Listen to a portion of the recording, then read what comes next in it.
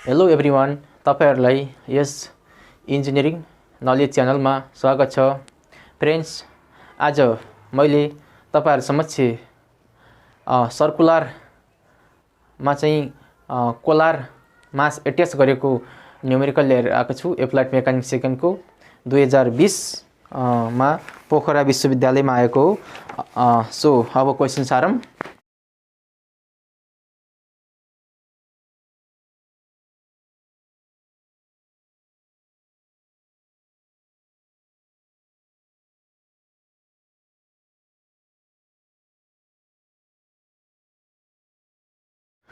Okay friends, तपाईहरुले question सार्नुभयो होला।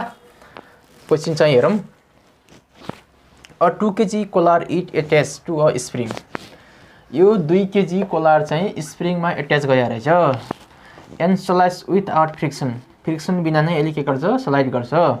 Along a circular rod in a horizontal plane. भनेको हर्जेन्टलको मतलब चाहिँ के हुन्छन्? यदि कुनै चाहिँ कोलार चाहिँ हर्जेन्टलमा यसरी चाहिँ के गर्छ? मुभ गर्छ भने त्यसको चाहिँ पोटेन्शियल एनर्जी चाहिँ 0 हुन्छ। किन भन्दाखेरि हाइट 0 भएपछि हर्जेन्टलमा डायटम लाइनमा भएपछि त पोटेन्शियल एनर्जी 0 हुने भयो।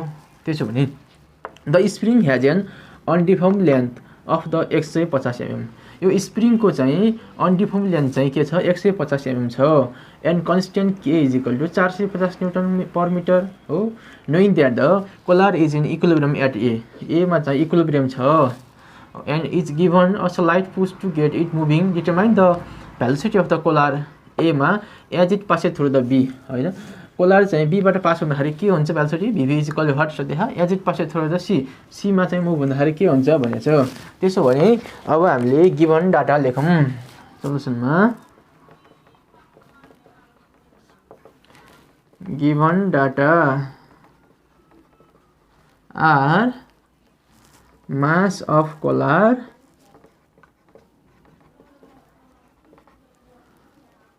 m is equal to 2 kg। Spring constant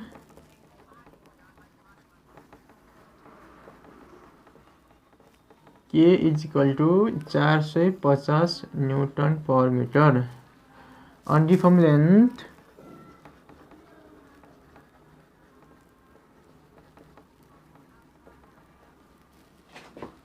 is equal to 150 mm। अनि त्यसपछि velocity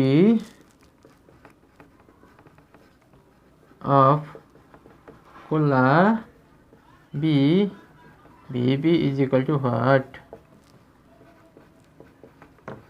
velocity of collar C V C is equal to what? Now अब यदि मैले COA लाई चाहिँ डायटम लाइन भने let COA is the diatom line. यदि COA चाहिँ डायटम लाइन हो भने चाहिँ एट पोइन्ट ए मा हेरौं के हुन्छ। एट पोइन्ट ए मा चाहिँ ओरिजिनल लेन्थ अथवा टोटल लेन्थ भनौं। टोटल लेन्थ भनेको ए मा है। ए मा यहाँदेखि यहाँसम्मको सी सम्म डिस्टेन्स कति? 175। त्यसपछि 175 देखि यहाँ बी सम्म रेडियस 125। फेरि बी देखि यसम्म 125 भनेपछि यसलाई जोड्दा कति हुन्छ? 175 प्लस 125 प्लस 125 भन्दाखेरि कति भयो? 300 300 425 भयो। 425 mm। त्यस्तै गरी अब अनडिफर्म लेन्थ हामीलाई कति छ? 150 भने डिफर्म लेन्थ कति हुने भयो? डिफर्म लेन्थ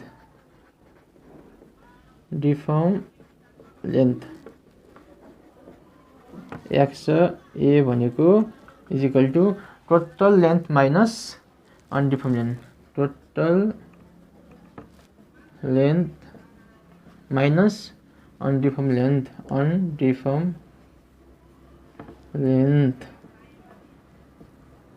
हो, टोटल लेन्थ कति छ?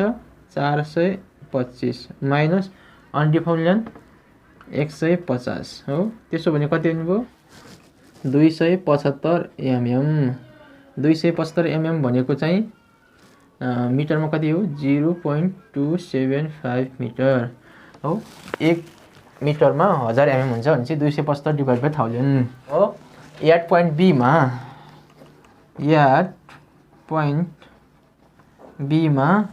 बी मा हेरौँ भने यदि चाहिँ यो कोलार चाहिँ यदि चाहिँ बी मा आउँदाखेरि कसरी आउँछ, आखिर बी मा आउँदाखेरि कसरी आउने हो, यसरी आउने हो बी मा आउँदाखेरि हो। यही पोइन्ट चाहिँ बी मा आउँदाखेरि कसरी आउँछ कोलार, यसरी आउने हो। यसरी आउने भएपछि योदेखि यो लेन्थ हामीलाई थाहा छ हो। मानौँ यहाँदेखि यो लेन्थ हामीलाई थाहा छ कति छ 175 प्लस 125 हो। 175 200 अनि 300 भयो, यताको 300 अनि यो तलको रेडियस कति छ 125 भनेपछि यो लेन्थ कति हुने भयो, यो लेन्थ भनेको कति हो 300 को स्क्वायर प्लस 125 को स्क्वायर 125 को स्क्वायर भनेको यसलाई चाहिँ कति हुन्छ 325 हो। टोटल लेन्थ 8 पोइन्ट बी मा टोटल लेन्थ कति रहेछ, टोटल लेन्थ भनेको यो कुलार चाहिँ यहाँ बी पोइन्ट टोटल लेन्थ भनेको 325 हो mm अनि डिफर्म लेन्थ भनेको XB equal to total length भनेको कति छ 325 8 पोइन्ट बी मा माइनस अनडिफर्म लेन्थ भनेको 150 माइनस 150 यो भनेको कति हो 175 mm हो। यो भनेको मिटरमा 0.175 मिटर हो। त्यस्तै गरी अब 8 पोइन्ट सी मा हेरौँ। 8 पोइन्ट सी मा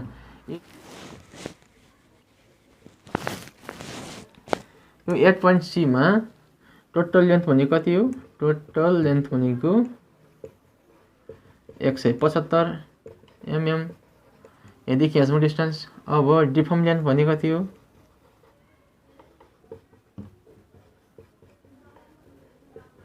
XC भनेको टोटल लेन्थ 175 माइनस 125 अनडिफर्म लेन्थ भनेको कति भयो 175 माइनस 125 भनेको 25 mm भयो 0.025 मिटर भयो हो।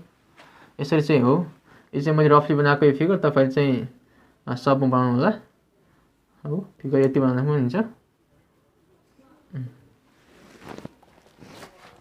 त्यसो हो भनेपछि अब चाहिँ के लाउनु पर्यो, simple conservation of the energy लाउनु पर्यो। 8 point A 8 point B 8 point C मा हामीले डिफर्म लेन्थ निकाल।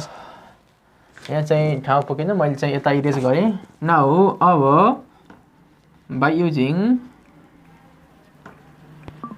conservation of energy at point A and B is TA plus BA is equal to TB plus BB हो। Equation 1 here TA is equal to 1/2 MBA square हो। BA चाहिँ के छ रेस्टमा छ 8 point A मा, त्यसो भए 0 किनभने BA is equal to 0 8 रेस्टमा छ। त्यस्तै गरी BA is equal to BA gravitational energy plus BA spring energy हो। अब BA भनेको चाहिँ हामीलाई थाहा छ mgh A प्लस स्प्रिङ भनेको 1/2 kxa को स्क्वायर हो। अब mgh भनेको 0, h को भ्यालु 0 किन हरिजन्टल लाइनमा कोलार चाहिँ के छ रोल गरी स्लाइड गरिरहा प्लस 1/2 इन्टु अब k इन्टु xa को स्क्वायर है। त्यसो भने ए के हो kxa को स्क्वायर डिभाइड बाई 2। त्यस्तै गरी TB भनेको चाहिँ के हो 1/2 MVB को स्क्वायर हो। 1/2 इन्टु m को भ्यालु कति छ 2 छ, कोलारको मास इन्टु VB को स्क्वायर भनेको VB पत्ता लगाउनु पर्ने। त्यसो भने भिबी स्क्वायर भयो। त्यस्तै गरी भिबी भनेको V B gravitational plus V B spring दुईटाको छ हो। ग्रेभिटेसनल भनेको एमजिएच भनेको हर्जेन्टलमा रोल गरेको छ, यसको चाहिँ 0 भइहाल्यो। एमजिएच प्लस 1/2 KXB को स्क्वायर लेखौँ हो। अब एमजिएच यो 0 भइहाल्यो प्लस KXB को square divide by 2 equal to KXB को स्क्वायर डिभाइड बाई 2। अब यो भेललाई माथि इक्वेसन सब्स्टिट्युट गरिदिउँ, के आउँछ S U B substitute TAVATB and VB in equation 1। Equation 1 मा सब्स्टिट्युट गर्ने के हुन्छ, TA को भ्यालु कति छ 0 छ प्लस VA को भ्यालु कति छ KXA square divide by 2 equal to TB को भ्यालु कति छ VB स्क्वायर प्लस अनि VB को भ्यालु कति छ KXB डिभाइड बाई 2 को स्क्वायर हो। अब यता ल्याउँदाखेरि के हुन्छन् K/2 कमन XA को स्क्वायर माइनस XB को स्क्वायर इजिकल टू VB को स्क्वायर हुन्छ हो। अब भ्यालु राखौँ, के भनेको 450 डिभाइड बाई 2 इन्टु XA को भ्यालु राखौँ 0.275 को स्क्वायर माइनस XB को भ्यालु हामीलाई थाहा थियो अघि न कति थियो 0.175 को स्क्वायर इजिकल टू VB को स्क्वायर। अब क्यालकुलेसन गर्दाखेरि VB कति आउँछ हो, VB equal to root over 450 divide by 2 0.275 को स्क्वायर माइनस 0.175 को स्क्वायर इजिकल टू VB चाहिँ कति आउँछ भन्दाखेरि क्यालकुलेसन गरौँ।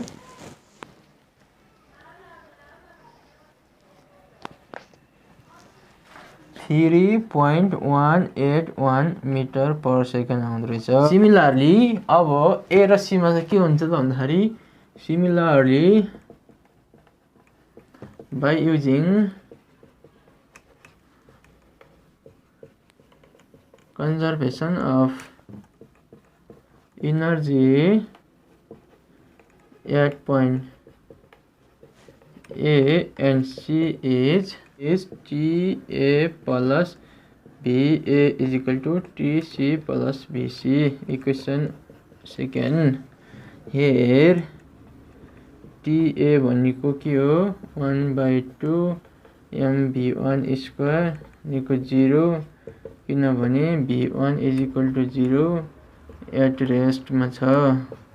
त्यस्तै गरी VA भनेको VA gravitational plus VA spring हो। ग्रेभिटेसनल भनेको MGH प्लस स्प्रिङ भनेको 1/2 KXA को स्क्वायर हो। MGH 0 हुन्छ plus KXA square divide by 2 हो किनभने H is equal to 0 at datum line and हर्जेन्टलमा के छ स्टार्ट गरिरहेको छ। त्यस्तै गरी TC भनेको 1/2 MVC को स्क्वायर हो अनि 1/2 M को भ्यालु केजी इन्टु VC को स्क्वायर भनेको VC को स्क्वायर। त्यस्तै गरी VC भनेको gravitational energy MGH plus potential energy के स्प्रिङ इनर्जी 1/2 KXC को स्क्वायर। त्यस्तै गरी 0 हुन्छ KXC को स्क्वायर डिभाइड बाई 2 किनभने H is equal 0 at datum line हो। त्यसो भने सब्स्टिट्युट गरिदिउँ। Substitute TA TC VA and VC in equation double I मा गर्दाखेरि 0 प्लस VA को value KXA square divide by 2 is equal to TC को value VC square plus VC भनेको KXC² divide by 2 हुन्छ हो। अब चाहिँ यता ल्याउँदाखेरि के हुन्छ K/2 XA को स्क्वायर माइनस XC को स्क्वायर इजिकल टु VC को स्क्वायर हो। अनि K भनेको कति छ 450 divide by 2 into x square भनेको XA को भ्यालु हामीलाई थाहा छ अगाडि निकालेका छौँ 0.2 कति छ 75 को स्क्वायर माइनस XC भनेको हामीलाई थाहा छ 0.025 को स्क्वायर हो इजिकल टु VC को स्क्वायर। क्यालकुलेसन गरौँ VC भनेको कति आउँदो रहेछ 4.1075 मिटर पर सेकेन्ड आउँदैछ हो। So velocity of collar are VB is equal to 3.181 metre per second and VC भनेको 4.107 मिटर पर सेकेन्ड आउँदो रहेछ। सो फ्रेन्ड्स तपाईहरुले बुझ्नु होला हामीले कोलारको भेलोसिटी VA र VC चाहिँ निकालिसक्यौं।